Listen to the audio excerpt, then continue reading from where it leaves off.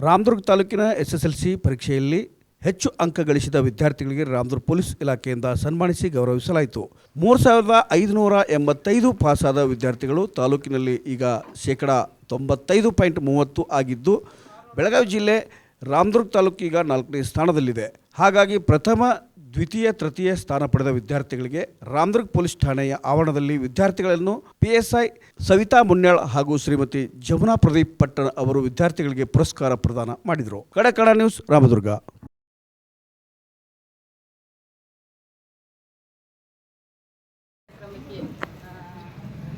ಆಗಮಿಸಿದಂತಹ ನಮ್ಮ ಒಂದು ಫೋನ್ ಕಾಲಲ್ಲಿ ನಾನು ಜಸ್ಟ್ ಒಂದು ಫೋನ್ ಮಾಡಿದ್ದೆ ಮೇಡಮ್ ಅವರಿಗೆ. ಆಯಿತು ಅಂತೇಳಿ ಅವರು ಆ ಟೈಮ್ನಾಗ ಪಿಕ್ ಮಾಡಲಿಲ್ಲ ಮೇಡಮ್. ವಾಪಸ್ ನನಗೆ ಮಧ್ಯಾಹ್ನ ಫೋನ್ ಮಾಡಿದ್ರು, ಹಿಂಗೆ ಅಂತೇಳಿ ಹಿಂಗಿತ್ರಿ ಮೇಡಮ್ ಅಂತಂದು. ಆಯ್ತು ಅಂತೇಳಿ ಒಂದೇ ಮಾತಲ್ಲಿ ಹೇಳಿದ್ರು, ಬರ್ತೀನಿ ಮೇಡಮ್ ಅಂತೇಳಿ. ನಾನು ಯಾರನ್ನು ಕರೆಯೋಕೆ ಎಷ್ಟೋ ಪ್ರಯತ್ನ ಪಟ್ಟೆ, ಆದರೆ ಅದು ಯಾವುದೂ ಕೂಡ ಆಗಲಿಲ್ಲ. ಮೇಡಮ್ ಅವ್ರನ್ನೂ ಒಂದೇ ಮಾತೊಳಗೆ ಕರೆದೆ. ಪಾಪ ಅವ್ರು ಏನೂ ನನಗೆ ಇದು ಮಾಡಲಿಲ್ಲ.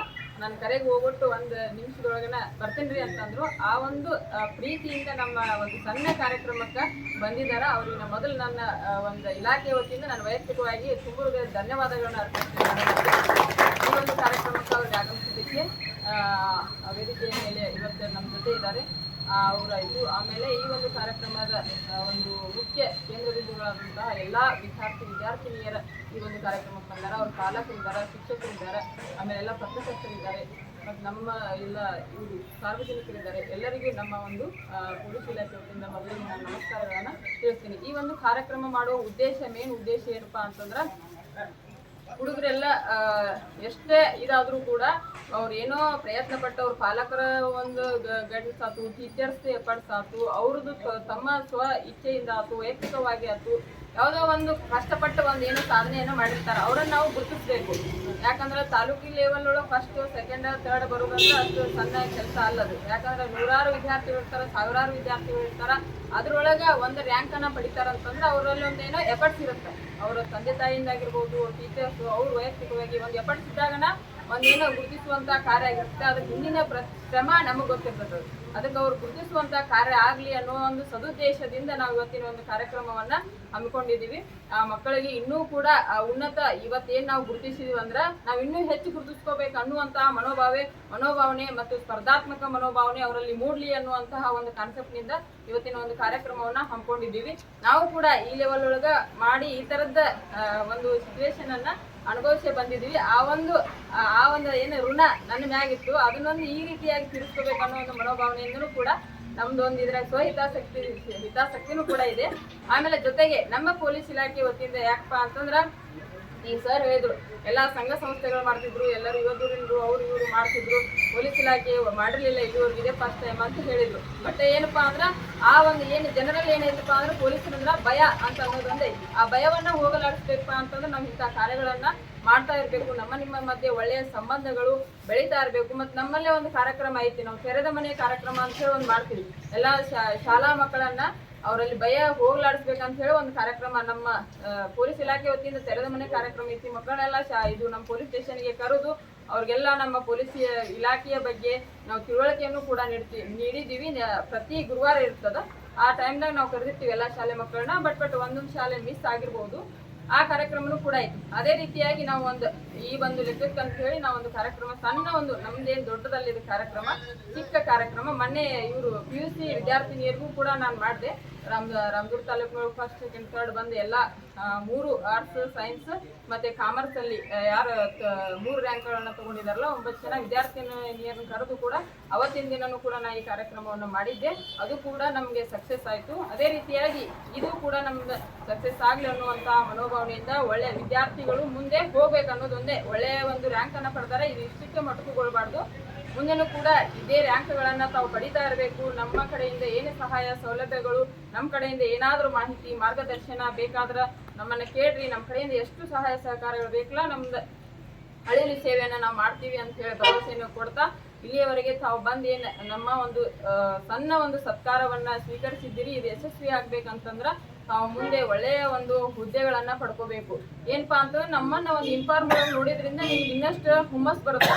ಏನೋ ಒಂದು ಮಾಡ್ಬೇಕಲ್ಲ, ನಾನು ಒಂದು ಈ ತರದ್ದು ಆಗ್ಬೇಕಲ್ಲ ಅನ್ನುವಂತಹ ಒಂದು ಏನೋ ನಿಮ್ಮಲ್ಲಿ ಅದು ಬರ್ತೈತಿ, ಸ್ಪರ್ಧಾತ್ಮಕ ಮನೋಭಾವನೆ ಬರ್ತೈತಿ. ಆ ಒಂದು ಕಾರಣದಿಂದ ಇದು ಸಕ್ಸಸ್ ಆಗಲಿ, ಮುಂದೆ ನೀವು ಕೂಡ ನಮ್ಮಂಗ ಅಂತಲ್ಲ ನಮ್ಗಿಂತ ಹೆಚ್ಚಿನ ಹುದ್ದೆಯನ್ನು ತಾವು ಪಡ್ಕೊಳ್ಳಿ ಅನ್ನುವಂಥ ಆಶಾಭಾವನೆಯಿಂದ ಈ ಒಂದು ಕಾರ್ಯಕ್ರಮಕ್ಕೆ ಬಂದು ನಮ್ಮ ಪ್ರೀತಿಯ ಒಂದು ಸತ್ಕಾರವನ್ನು ಸ್ವೀಕರಿಸಿದ್ದಕ್ಕೆ ನಿಮಗೆ ನನ್ನ ವೈಯಕ್ತಿಕವಾಗಿ ಮತ್ತು ನನ್ನ ಪೊಲೀಸ್ ಇಲಾಖೆ ವತಿಯಿಂದ ತುಂಬ ಹೃದಯದ ಅಭಿನಂದನೆಗಳನ್ನು ಸಲ್ಲಿಸಿ ನನ್ನೊಂದಿಗೆ ಮಾತಾಡ್ತೀನಿ. ಅದೇ ಹೆಚ್ಚು ಅಷ್ಟು ಹೋಗಲ್ಲ, ಕೆಲವೊಂದು ಕಾರ್ಯಕ್ರಮಗಳಿಗೆ ಹೋಗಿರ್ತೀನಿ ಅಷ್ಟೇ. ಮೇಡಮ್ ಕರೆದಾಗ ಬಂದಿದ್ದಕ್ಕೆ ಅವ್ರು ಹೇಳ್ದಂಗೆ ನಂದು LLB-ನಲ್ಲಿ ನಾನು ರ್ಯಾಂಕ್ ಬಂದಾಗ ನಂದು ಅಪ್ಪ ಅಮ್ಮ ಇಲ್ಲ, ನನ್ನ ಜೊತೆ ನಂದು ಅತ್ತೆ ಮಾವ ಬಂದಿದ್ರು. ಅವಾಗ ಅವ್ರ ಮುಖದಲ್ಲಿ ಅವ್ರು ನನ್ನ ಮೇಲೆ ನಂಬಿಕೆ ಇಟ್ಟು ನನಗೆ ಮದುವೆ ಆದಮೇಲೆ ಓದಿಸಿ ನಾನು ರ್ಯಾಂಕ್ ಬಂದಾಗ ಅವ್ರ ಮುಖದಲ್ಲಿ ಆಗಿ ಸಂತೋಷ ನೋಡಿದಾಗ ನನಗೆ ಗೊತ್ತು ಅದು ಎಷ್ಟು ಖುಷಿ ಆಗುತ್ತೆ ಪೇರೆಂಟ್ಸಿಗೆ ಸಹಿತ ಅಂತ. ನನಗೆ ಗೊತ್ತಿತ್ತು ಮೇಡಮ್ ಅವ್ರು ಇವಾಗ ಸನ್ಮಾನ ಮಾಡ್ತಾರೆ ಅಂದರೆ ಪೇರೆಂಟ್ಸ್ನ ಕರ್ಸಿರ್ತಾರೆ ಅಂತ. ಅದು ಮೇಡಮ್ ಹೇಳ್ದಂಗೆ ಆ ಥರ ನಮ್ಮದು ಒಂದು ಇದಕ್ಕೆ ನಾನು ಒಂದೇ ಮತ್ತಿಗೆ ಆ್ಯಕ್ಚುಲಿ ಬೆಳಗ್ಗೆ ಮಾಡಿದ್ದಾರೆ ಮೇಡಮ್. ನನ್ನ ಮಧ್ಯಾಹ್ನದ ಮೇಲೆ ಎಲ್ಲ ಒಂದು ಫಂಕ್ಷನ್ ಇತ್ತು, ಊರಿನಲ್ಲಿ ಇತ್ತು. ಆ ಫಂಕ್ಷನ್ಗೆ ಹೋಗ್ಬಿಟ್ಟು ಬಂದಮೇಲೆ ಮಾಡಿದ್ರು. ಇಲ್ಲ ಮೇಡಮ್ ಬರ್ತೀನಿ ಅಂತಂತ ಹೇಳಿ ಹಂಗೆ ಇನ್ನೂ ರೆಸ್ಟ್ ಮಾಡ್ತಿದ್ದೆ. ಮೇಡಮ್ ಫೋನ್ ಮಾಡಿದ ತಕ್ಷಣ ಎದ್ದು ಓಡ್ ಬಂದೆ.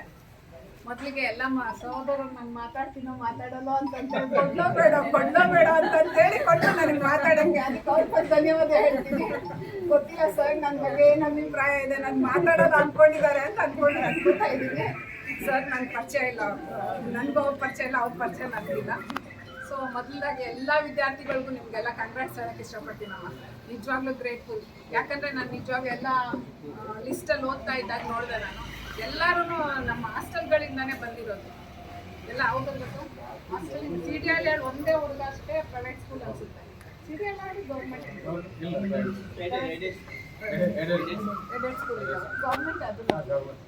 ಈ ಥರ ಎಲ್ಲರೂ ಅಲ್ಲಿಂದ ಬಂದಿಲ್ಲ. ಪ್ರೈವೇಟ್ ಸ್ಕೂಲಲ್ಲಿ ಅಂತಂದ್ರೆ ಅವ್ರು ಫೀಸ್ ತೊಗೊತಾರೆ, ಅದಕ್ಕೆ ಎಫರ್ಟ್ ಹಾಕ್ತಾರೆ, ಪ್ರತಿಯೊಂದು ಮಕ್ಳಿಗೂ ಇದು ಮಾಡ್ತಾರೆ. ಎಲ್ಲರೂ ಹೇಳ್ತಾರೆ ಯಾವಾಗ್ಲೂ ಬೇರೆ. ನನ್ನ ಹತ್ರ ಎಷ್ಟೋ ಜನ ಬರ್ತಾರೆ, ಇವಾಗ ಮೇಡಮ್ ಹೇಳ್ದಂಗೆ ಎಲ್ಲ ಸಹಾಯ ಮಾಡ್ತೀವಿ ಅಂತ. ನಿಮಗೂ ಗೊತ್ತಿರ್ಬೋದು, ಮಾನ್ಯ ಶಾಸಕರಾದ ನಮ್ಮ ಭಾವನವರಾದ ಅಶೋಕ್ ಪಟ್ಟಣವರು ಅವರು ಹೇಳ್ತಾರೆ, ಶಿಕ್ಷಣಕ್ಕೆ ಯಾರೇ ಏನೇ ಬಂದರೂ ಅವ್ರು ಇಲ್ಲ ಅಂತನಲ್ಲ, ಯಾವಾಗಲೂ ತಮ್ಮ ಕೈಯಲ್ಲಾಗಿ ಸಹಾಯ ಮಾಡ್ತಾ ಇರ್ತಾರೆ. ಅವ್ರು ಆ ಥರ ಮಾಡ್ತಾ ಯಾವ ಹಂತಕ್ಕೆ ಹೋಯ್ತು ಅಂತಂದರೆ ಸುಮ್ಮನೆ ಬಂದು ಮೋಸ ಮಾಡಿ, ಇಲ್ಲ ನಮ್ಗೆ ನಿಮ್ಮ ಕಾಲೇಜ್ ಫೀಸ್ ಕಟ್ಟಬೇಕು ಇದು ಅಂತೇಳಿ. ಆಮೇಲೆ ನಮ್ಮ PA ಹೋಗಿ ವಿಚಾರಿಸಿದಾಗ ಅದು ಇರೋದೇ ಇಲ್ಲ. ಆ ಥರ ಆದಾಗ ಅವ್ರು ಅದನ್ನೊಂದು ಸ್ವಲ್ಪ ಸ್ಟಾಪ್ ಮಾಡಿದ್ದಾರೆ. ಬಟ್ ಅದು ನಮ್ಗೆ ನಿಜ ಇಲ್ಲ, ಈ ವಿದ್ಯಾರ್ಥಿ ಕಷ್ಟ ಇದೆ, ಈ ವಿದ್ಯಾರ್ಥಿಗೆ ಬೇಕೇ ಬೇಕು ಅಂದಾಗ ನಾವು ಮಾಡ್ತಾ ಇದ್ದೀವಿ ಅದನ್ನು. ಆ ಥರ ಮನೋಭಾವ ಇರುವಂಥವ್ರು ನಮ್ಮ ಶಾಸಕರಾದ ನಮ್ಮ ಭಾವನವರು. ಅವ್ರು ಈ ಥರ ಎಲ್ಲ ಎನ್ಕರೇಜ್ ಕೊಡ್ತಾ ಇದ್ದಾಗ ಅದನ್ನು ಉಪಯೋಗ ಮಾಡ್ಕೊಳ್ಳೋದೇ ಜಾಸ್ತಿ. ಅಂಥ ಒಂದು ಇದರೊಳಗೆ ನೀವೆಲ್ಲ ಸರ್ಕಾರಿ ನಮ್ಮ ಗೌರ್ಮೆಂಟ್ ಎಷ್ಟು ನಮಗೆಲ್ಲ ಹೆಲ್ಪ್ ಮಾಡ್ತಿದೆ ಅನ್ನೋದೊಂದನ್ನ ಇದೊಂದು ನಿದರ್ಶನ ಆಗ್ತಾ ಇದೆ. ನೀವೆಲ್ಲರೂ ಅದರಲ್ಲಿ ಓದಿ ಇದು ಮಾಡಿ ಎಲ್ಲ ಮುಂದೆ ಬಂದು ಇವತ್ತು ರ್ಯಾಂಕ್ ತೊಗೊಂಡಿದ್ದೀರಾ ಅಂತಂದರೆ ನಿಮಗೂ ತುಂಬಾ ಸಂತೋಷ ಖುಷಿ ಆಗಿದೆ. ಯಾಕಂದರೆ ಇವಾಗ ಮೊರಾರ್ಜಿ ಸಾಲಿಗೂ ಮುಂಚೆ ಎಲ್ಲ ಯಾರಾದ್ರೂ ಇದು ಗೌರ್ಮೆಂಟ್ ಏಡೆಡ್ ಗೌರ್ಮೆಂಟ್ ಸ್ಕೂಲ್ಗಳಿಗೆ ಕಳಿಸ್ಬೇಕು ಅಂತಂದರೆ ಯಾರು ತಂದೆ ತಾಯಿಗಳು ಒಪ್ಪೋದೇ ಇಲ್ಲ. ನಮ್ಮ ಹತ್ರ ಬಂದು ಸಹಾಯ ಕೇಳ್ತಾ ಇದ್ರು, ಇಲ್ಲ ಅಲ್ಲೆಲ್ಲ ಪಾಠ ಚೆನ್ನಾಗಿ ಮಾಡಲ್ಲ, ಅಲ್ಲಿ ಸರಿ ಇಲ್ಲ, ಟೀಚರ್ಸ್ ಇದಿಲ್ಲ, ಪ್ಲೀಸ್ ನಮ್ಮ ಗೌರ್ಮೆಂಟ್ ಸಾಲಿಗೆ ನಮ್ಮ ಪ್ರೈವೇಟ್ ಸ್ಕೂಲ್ಗೆ ಸೇರಿಸ್ಬೇಕು ಅಂತೀವಿ. ಇಷ್ಟೇ ಬರೀ 10,000 ರೂಪಾಯಿ, ಬರೀ 20,000 ರೂಪಾಯಿ, ಬಸವೇಶ್ವರನಲ್ಲಿ ಬರೀ 15,000 ರೂಪಾಯಿ, ಈ ಥರ ಎಲ್ಲ ಕೇಳೋರು ನಮಗೆ. ಆದರೆ ನಂದು ಕಣ್ಣು ಮುಂದೆನೇ ನಂದು ಒಂದು ಅಭಿಪ್ರಾಯ ಹಂಚ್ಕೋಬೇಕು ಅಂತಂತಂದರೆ, ನಮ್ಮ ಅಣ್ಣದ್ದು ಎಲ್ಲ ಕೆಲಸ ಮಾಡ್ತಾರೆ, ನಂದು ಸುರೇಬನ್ ಅಂತೇಳಿ. ಅವ್ರ ಮಗಳನ್ನ ಅವ್ರು ಗೌರ್ಮೆಂಟ್ ಸ್ಕೂಲ್ಗೆ ಸೇರಿಸಿದ್ರು. ಗೌರ್ಮೆಂಟ್ ಸ್ಕೂಲು, ಗೌರ್ಮೆಂಟ್ ಕಾಲೇಜು ಎಲ್ಲ ಮಾಡಿ ಮೊನ್ನೆ ಅಷ್ಟೇ ಕಾನ್ವೊಕೇಶನ್ ಆಯಿತು, 10 ಗೋಲ್ಡ್ ಮೆಡಲ್ ತೊಗೊಂಡ್ರು ಅವರು. ಗೌರ್ಮೆಂಟ್ ಕಾಲೇಜೆಲ್ಲ ಓದಿರೋದು. ಮೊನ್ನೆ ಅಷ್ಟೇ ಪೇಪರಲ್ಲೆಲ್ಲ ಬಂದಿತ್ತು, ಎಲ್ಲರಿಗೂ ಗೊತ್ತಿರ್ಬೋದು. ನಮ್ಮ ರಾಮದುರ್ಗ ಹುಡುಗಿನೇ MSc ಮ್ಯಾಥ್ಸಲ್ಲಿ. ಅದೊಂದು ಮ್ಯಾಥ್ಸ್ ಅಂದರೆ ಎಷ್ಟು ಕಷ್ಟ ಇರುತ್ತೆ ಅಂತ ನಿಮಗೆಲ್ಲ ಗೊತ್ತಿರುತ್ತೆ. ಬೇರೆ ಸಬ್ಜೆಕ್ಟಲ್ಲಿ ತೊಗೊಳೋದಕ್ಕೂ ಅದ್ರಲ್ಲಿ ತೊಗೊಳೋದಕ್ಕೂ ತುಂಬಾ ವ್ಯತ್ಯಾಸ ಇದೆ. ಅಂಥದ್ದು ಅವರು ಆ ಥರ. ಅವಾಗ ಕೇಳಿದಾಗ ಅವಳೆಲ್ಲ ಹೇಳಿದ್ದು ನನಗೆ, ಇಲ್ಲ ಆಂಟಿ, ಬೇರೆ ಸ್ಕೂಲ್ಗಿಂತ ಬೇರೆ ಕಾಲೇಜ್ಗಿಂತ ನಮ್ಮ ಗೌರ್ಮೆಂಟ್ ಕಾಲೇಜ್ನಲ್ಲಿ ತುಂಬ ಚೆನ್ನಾಗಿದೆ, ನಮ್ಮ ಗೌರ್ಮೆಂಟ್ ಕಾಲೇಜಲ್ಲೆಲ್ಲ ಒಳ್ಳೆ ಟೀಚರ್ಸ್ ಇದ್ದಾರೆ ಅಂತ ಹೇಳಿದಾಗಲೇ ನಾನು ಅದನ್ನೆಲ್ಲ ವಿಚಾರಿಸ್ದಾಗಿದ್ದೇಳಿ ಯಾರೇ ನೆಕ್ಸ್ಟ್ ಬಂದರೂ ಅವ್ರು ನಾನು ಹೇಳ್ತೀನಿ. ಅವ್ರು ತಿಳ್ಕೊಬೋದು, ಮೇಡಮ್ ಅವ್ರು ದುಡ್ಡು ಕೇಳಿದ್ರೆ ಈ ಥರ ಇಲ್ಲ ಗೌರ್ಮೆಂಟ್ ಸಾಲಿಗೆ ಸೇರು ಅಂತಾರೆ ಅಂತೇಳಿ. ಇಲ್ಲ, ನಾವು ಈ ಥರ ಒಳ್ಳೊಳ್ಳೆ ವಿದ್ಯಾರ್ಥಿಗಳು ಬಂದಾಗ್ಲೇ ಅವಾಗ ನಮ್ಮದು ಗೌರ್ಮೆಂಟ್ ಏನು ಕಷ್ಟಪಡ್ತಿದೆ, ಅದಕ್ಕೋಸ್ಕರ ಏನು ಸಹಾಯ ಮಾಡ್ತಿದೆ ಅದಕ್ಕೊಂದು ಅರ್ಥ ಬರುತ್ತೆ. ಇದಕ್ಕಿಂತ ಹೆಚ್ಚಾಗಿ ಇನ್ನೂ ಒಂದು ಇದು ಏನಪ್ಪ ಅಂದರೆ, ಎಲ್ಲರೂ 4th 5th ಆದ ತಕ್ಷಣ ಈಗ ಒಂದು ಹೊಸ ಟ್ರೆಂಡ್ ಅದು. ಆ್ಯಕ್ಚುಲಿ ಇವಾಗ 2 ವರ್ಷದಿಂದನೇ ಎಲ್ಲರೂ ಮೊರಾರ್ಜಿ ಸೀಟ್ ಕೊಡಿಸಿ ಅವ್ರು ಎಷ್ಟು ಮಾರ್ಕ್ಸ್ ತೆಗೆದಿರ್ತಾರೆ, 35-40 ಮಾರ್ಕ್ಸ್ ತೆಗೆದಿರ್ತಾರೆ. ಇದ್ರು ಇಲ್ಲ ಇಲ್ಲ ನಾವು ನಿಮ್ಮ ಫಾಲೋವರ್ಸು, ನಾವು ನೀವು ಕೊಡಿಸ್ಲೇಬೇಕು, ನೀವು MLA ಅವರು, ನಾವು ಬಡವರದೀವಿ ಆ ಮಾತೇ ಹೇಳ್ತಾರೆ ಹೊರತು ತುಂಬ ಮಾರ್ಕ್ಸ್ ತೆಗೆದವ್ರಲ್ಲಿ ಸೀಟ್ ಕೊಡಬೇಕು ಅಂತ ಅನ್ನೋದನ್ನ ಯಾರು ಯೋಚನೆ ಮಾಡಲ್ಲ. ಫಸ್ಟ್ 1 ವರ್ಷ ಅಣ್ಣಾರು MLA ಆದ ತಕ್ಷಣ 1 ವರ್ಷ ನಮಗೂ ಎಲ್ಲ ತುಂಬಾ ಕನ್ಫ್ಯೂಸ್ ಆಯಿತು. ಆಮೇಲೆ ಯಾಕೆ ಎಲ್ಲರೂ ಈ ಮೊರಾರ್ಜಿಗೆ ಸೇರಿಸ್ತಿದ್ದಾರೆ ಅಂದರೆ, ಪೇರೆಂಟ್ಸ್ ಹೆಂಗಾಗ್ಬಿಟ್ಟಿದೆ ಅಂದರೆ ಒಂದು ಮನಸ್ಥಿತಿ ಹೆಂಗಾಗ್ಬಿಟ್ಟಿದೆ ಅಂದರೆ, ಹೆಂಗೋ ತಳ್ಬಿಟ್ರೆ ಆಯ್ತು, ಆ ಕಡೆ ತಳ್ಳಿದ್ರೆ ಆಯ್ತು, ಅವ್ರು ಹಂಗೆ ಅಲ್ಲೆಲ್ಲ ಓದ್ಕೊಂಡು ಮುಂದೆ ಬರ್ತಾರೆ. ನಮಗೆ ಜವಾಬ್ದಾರಿ ತಪ್ಪಿದ್ರೆ ಸಾಕು. ಆ ಥರ ಒಂದು ಇದ್ರಲ್ಲಿ ಬಂದು ಎಲ್ಲರೂ ಮೊರಾಜಿಗೆ ಬೇಕು, ಅಲ್ಲೇ ಬೇಕು, ಇಲ್ಲೇ ಬೇಕು ಅಂತ ಕೇಳೋಂಥ ಒಂದು ಪರಿಸ್ಥಿತಿ ಇದೆ. ಆದರೆ ನಮ್ಮ ಮಕ್ಳು ಹೆಂಗೆ ಓದ್ತಿದ್ದಾರೆ, ಏನು ಓದ್ತಿದ್ದಾರೆ ಅಂತ ಯಾವ ಪೇರೆಂಟ್ಸ್ ತಲೆ ಕೆಡಿಸ್ಕೊಳ್ಳಲ್ಲ. ಆದರೆ ನಿಮ್ಮಲ್ಲಿ ಹೆಂಗೋ ಗೊತ್ತಿಲ್ಲ ನನಗೆ, ಬಟ್ ನಿಮ್ಮ ಮಕ್ಕಳೆಲ್ಲ ತುಂಬ ಚೆನ್ನಾಗಿ ಮಾಡಿದ್ದಾರೆ ಅಂದರೆ ನೀವೆಲ್ಲ ನಿಜವಾಗ್ಲೂ ಗ್ರೇಟ್ಫುಲ್. ಯಾಕಂದರೆ ಈಗಿನ ಕಾಲದಲ್ಲಿ ಈ ಮೊಬೈಲ್ ಇಟ್ಕೊಂಡು ಆ ಮಕ್ಕಳೆಲ್ಲ ಓದೋದು ಅಂದರೆ ನಾನು ತುಂಬ ನೋಡ್ಬಿಟ್ಟಿದ್ದೀನಿ. ಬರೀ ಮೊಬೈಲ್ ಇಟ್ಕೊತಾರೆ. ಆ ಮೊಬೈಲಿಂದ ಹೆಂಗೆ ಅಂದರೆ ನಮ್ಗೆ ಎಷ್ಟು ಅನುಕೂಲಗಳಿದೆ ಅದನ್ನೇನು ಯೂಸ್ ಮಾಡಲ್ಲ ಅವರು. ಅದು ನಮ್ಗೇನು ಬೇಡ ಆಗಿರುತ್ತೆ ಅದನ್ನೆಲ್ಲ ಯೂಸ್ ಮಾಡ್ತಿರ್ತಾರೆ. ಈ ಥರ ಆಗಿ ಆ ಮಕ್ಕಳು ಬರೀ ಕೆಡ್ತಾ ಇರೋವಂಥ ಪರಿಸ್ಥಿತಿನೇ ಜಾಸ್ತಿ. ಹೋದ ವರ್ಷನೂ ಅಷ್ಟೇ ಮೊರಾರ್ಜಿ ಶಾಲೆಯಿಂದ ಫಸ್ಟ್ ಬಂದು ನಮ್ಮ ಕರ್ನಾಟಕಕ್ಕೆ. ಆಗ ಅನ್ನಿಸ್ತು ನನಗೆ ಯಾಕೆಲ್ಲರೂ ಮೊರಾರ್ಜಿ ಶಾಲೆ ಕೇಳ್ತಾ ಇದ್ದಾರೆ ಅಂತ. ನಂಗೆ ತುಂಬ ಹೆಮ್ಮೆ ಅನ್ನಿಸ್ತಿದೆ ನಮ್ಮ ಸರ್ಕಾರ ಇದನ್ನೆಲ್ಲ ಮಾಡ್ತಿರೋದು, ಅವರೆಲ್ಲ ಕೊಡ್ತಾ ಇರೋದು ಅಂತ. ಅದರಲ್ಲೂ ಇವತ್ತಂತೂ ಎಲ್ಲ ನೋಡಿದ್ಮೇಲಂತೂ ಇನ್ನೂ ಖುಷಿ ಆಗ್ತಾ ಇದೆ.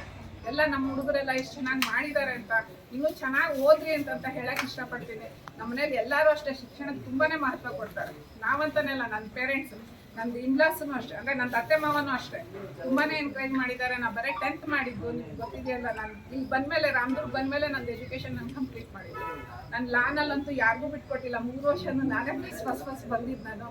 ನಾನೇ ಹೇಳ್ಕೋಬೇಕು ಅಂತಿಲ್ಲ. ಆದರೆ ನಿಮಗೊಂದು ಮುಂದೆ ನಿಮಗೂ ಒಂದು ಆದರ್ಶ ಆಗಲಿ ಅಂತ ಹೇಳಕ್ಕೆ ಇಷ್ಟಪಡ್ತಾ ಇದ್ದೀನಿ ಅಷ್ಟೇ. ಆಮೇಲೆ ನೋಡಿರಿ ಮೇಡಮ್ ನೋಡಿದ ತಕ್ಷಣ, ಮೇಡಮ್ ಆ್ಯಕ್ಚುಲಿ ನಮ್ಮೂರಿಗೆ ಬರ್ತಾರೆ ಅಂದ ತಕ್ಷಣ ಫುಲ್ ಖುಷಿಯಾದವಳು ನಾನೇ. ಆ್ಯಕ್ಚುಲಿ ಪೊಲೀಸ್ ಸ್ಟೇಷನ್ ಒಳಗೆ ಕಾಲಿಡ್ತಾ ಇದ್ದೀನಿ ನಾನು ಇವತ್ತು. ಯಾಕಂದರೆ ನನ್ನ ಪರಿಸ್ಥಿತಿ ಯಾವುದೂ ಬಂದಿಲ್ಲ. ಅವ್ರ ಮನೇಲೂ ಇಲ್ಲ, ಅತ್ತ ಮನೇಲೂ ಇಲ್ಲ, ಹೊರಗೆ ಹೋಗಿದ್ದು ಇಲ್ಲ. ಮತ್ತು ಫಸ್ಟ್ ಟೈಮ್ ಇಂಥ ಫಂಕ್ಷನ್ಸ್ಗೆ ಹೋಗ್ತಿರ್ತೀನಿ ನಾನು. ಆ ಥರ ಫಂಕ್ಷನ್ ಮೇಡಮ್ ಕರೆದಿರೋದು ಇದೆ. ಇವತ್ತೇ ನಾನು ಫಸ್ಟ್ ಒಳಗಡೆ ಕಾಲಿಟ್ಟಿದ್ದು. ಆ ಥರ ಅವಾಗೆಲ್ಲ ಲೇಡಿ ಬರ್ತಾರಂದ್ರೆ ನಮ್ಮ ಭಾವನ ಹತ್ರ ಫಸ್ಟು ನಾನು ಹೇಳಿದ್ದೆ, ಬರಲಿ ಕರ್ಸ್ಕೊಂಬನ್ರಿ ಅಂತ ಹೇಳಿದ್ದೆ ನಾನು ಅವ್ರಿಗೆ. ಆ ಥರ ತುಂಬಾ ನಾವು ಒಂಥರ ಲೇಡೀಸ್ಗೆಲ್ಲ ಸಪೋರ್ಟ್ ಮಾಡಬೇಕು. ಹಂಗಂತ ಗಂಡು ಹುಡುಗರಂತಿಲ್ಲ, ನೀವು ಎಲ್ಲರೂ ಮುಂದೆ ಬರಬೇಕು, ಚೆನ್ನಾಗಿ ಓದಬೇಕು, ಒಳ್ಳೆ ಹುದ್ದೆಯಲ್ಲಿ ಇರಬೇಕು. ಇವಾಗ ತುಂಬ ಕಾಂಪಿಟೇಷನ್ ಇದೆ. ಯಾವುದೇ ಫೀಲ್ಡ್ಗೆ ಹೋಗ್ಬೋದು, ಎಲ್ಲ ಫೀಲ್ಡಲ್ಲೂ ಕಾಂಪಿಟೇಷನ್ ಇದೆ. ಆ ಕಾಂಪಿಟೇಷನ್ನ ನೀವು ಯಾವಾಗ ಮೊಬೈಲ್ ಅನ್ನೋದು ಒಂದು ಕೆಟ್ಟ ಇದನ್ನು ಬಿಡ್ತೀರೋ ಅವತ್ತು ನೀವು ಮುಂದೆ ಬರ್ತೀರಾ ಅಂತ ಹೇಳಕ್ಕೆ ಇಷ್ಟಪಡ್ತೀನಿ ನಾನು.